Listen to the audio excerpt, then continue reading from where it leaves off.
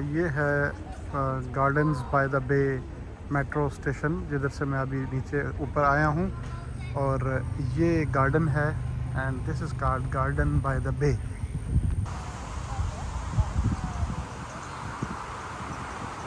One of the most important attractions of Singapore is Gardens by the Bay. Such a beautiful garden. It's really lovely. You see the flowers.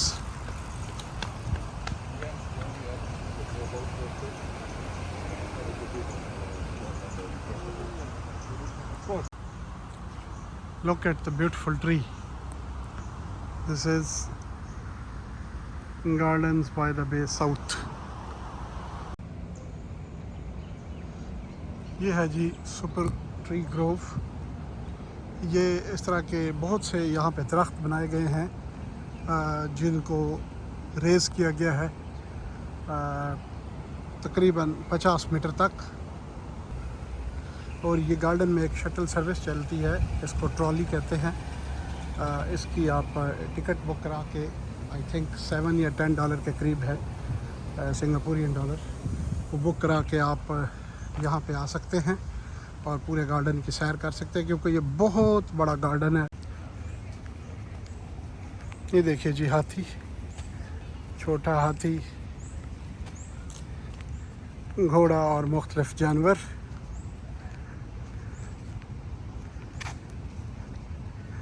ये देखिए कितना खूबसूरत इन्होंने अपने parks को सजाया हुआ है। पार्क है, बहुत बड़ी तफरीका है, बहुत बड़ी। You cannot miss it, Gardens by the Bay. If you have missed Gardens by the Bay in Singapore, you have not come to Singapore. To me, the number one attraction of Singapore is Gardens by the Bay, and especially the South Gardens. You can roam around, walk, enjoy the beauty and the serenity of this garden. You see, ये सारे जो है ना, ये जानवरों की इतनी बड़ी लाइन वो आगे तक जा रही है। और ये पीछे बे का पानी भी आपको नज़र आ रहा होगा, और उसके बैकग्राउंड में ये मरीना सैंड्स बे होटल और उसका sky park. Super tree Grove ये है जी इस गार्डन्स बाय द बे की सबसे अहम अट्रैक्शन, सुपर ट्री ग्रोव।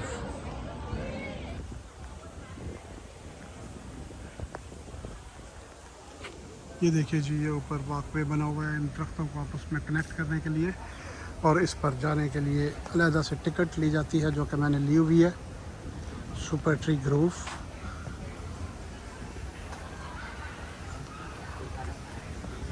ये हैं वो सुपर ट्रीज और ये उनका कॉम्प्लेक्स।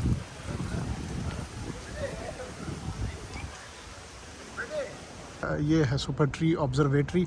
यहाँ से अभी मैं एंटर होऊंगा, मेरे मोबाइल के अंदर टिकट है। अच्छा जी, ये अभी मैंने इनको अपनी टिकट दिखा दी है ईमेल में, और ये है वो जगह जहाँ से इस सुपर ट्री ऑब्जर्वेटरी की टिकट बूथ है, जहाँ से आप जाकर टिकट ख़रीद सकते हैं। 2-3 बंदे लाइन में लगे हुए हैं, कोई इतना मुश्किल काम नहीं है। फ्लावर डोम में भी जाने के लिए $30 टिकट्स, इन दोनों के मिला के कंबाइंड टिकट $30 है, जो मैंने ली हुई है। और मुझे याद तो नहीं था क्योंकि मैंने पाकिस्तान से वो बुक कराई थी।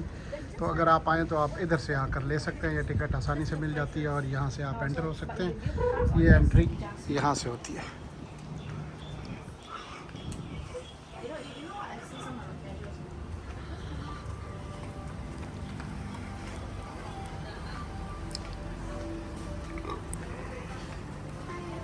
Hello, sorry, I'll have to wait. Okay, no problem. Lift अभी नहीं आई तो वो कह रही है कि वेट करें लिफ्ट आने का।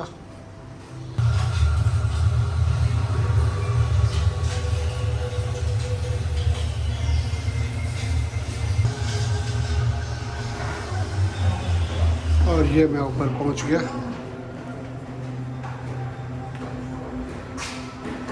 This is observatory.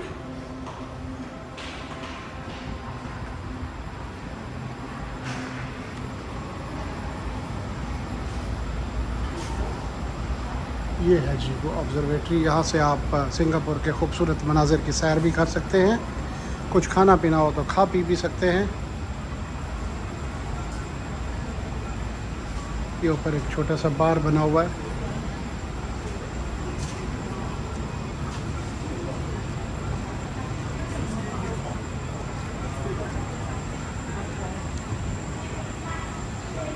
ये है जी ऑब्ज़र्वेटरी का ऊपर जब आप आते हैं ऊपर का एक मंज़र। और ये इस दरवाज़े से मैं बाहर निकल आया हूँ। ये छोटे ट्रीज़ हैं नीचे, ये 25 मीटर बुलंद हैं। इनके ऊपर भी इसी तरह बना हुआ है जिस तरह ये इसके ऊपर बना हुआ है जहाँ पे मैं मौजूद हूँ। लेकिन वहाँ पे ऊपर जाने का कोई प्रोसीजर नहीं है। ये जो सबसे बड़ा ट्री सेंटर में है उसका उसको 50 मीटर हाइट है उसकी। और उस पर ये एक वॉकिंग ट्रैक सा इन्होंने बनाया है और यहाँ से आप सिंगापुर के हसीन मनाज़िर देख सकते हैं। और यहाँ से आप ये देखें जी मरीना बे सैंड्स होटल और उसके ऊपर स्काई पार्क।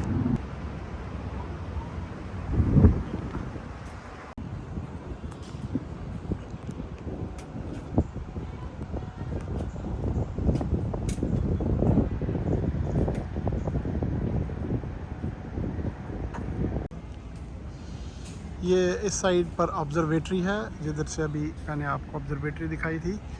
और इधर से वापस ऊपर आए तो ये इस साइड पे ये फ्लावर डोम के लिए एंट्रेंस है। गार्डन्स बाय द बे में एक कंबाइन टिकट आप ले सकते हैं। अभी मैं अपने मोबाइल बंद करूंगा और इनको टिकट दिखाऊंगा ईमेल से। ये सामने जो दूसरी बिल्डिंग आपको नज़र आ रही है ये क्लाउड फॉरेस्ट है। ये भी कंजर्वेटरी है। और ये है फ्लावर डोम। ये देखिए जी एंट्रेंस पर ये कितने खूबसूरत ये फूलों से उन्होंने सजाया हुआ है। आल्दो ये पिक्चर्स हैं but this tells you the story.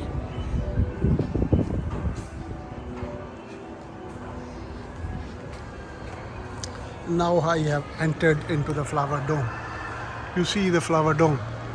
ये कितनी बड़ी छत है आप देख सकते हैं। शीशे की ये छत है और इसके नीचे कोई स्टोन नहीं है। और ये ऊपर से वो भी है, सूरज की रोशनी भी आ रही है लेकिन अंदर एयर कंडीशनड चला हुआ है और ये ज़बरदस्त ठंडक है यहाँ पर।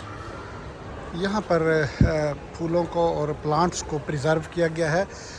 टोटल 32,000 पौधों को यहाँ पे प्रिजर्व किया गया है। ये कंजर्वेटरी है और दुनिया जहान से मुख्तलिफ जो फूल हैं और प्लांट्स हैं उनको यहाँ पर लाकर रखा गया है।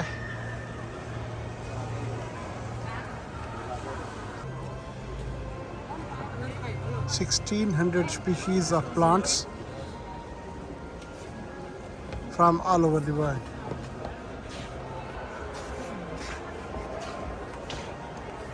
How beautifully they have been presented under an air-conditioned environment and natural sunlight.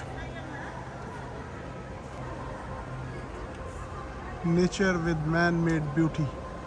This glass roof is the biggest roof without a pillar glass roof in the world, and it has been recorded in Guinness Book of World Record in 2015.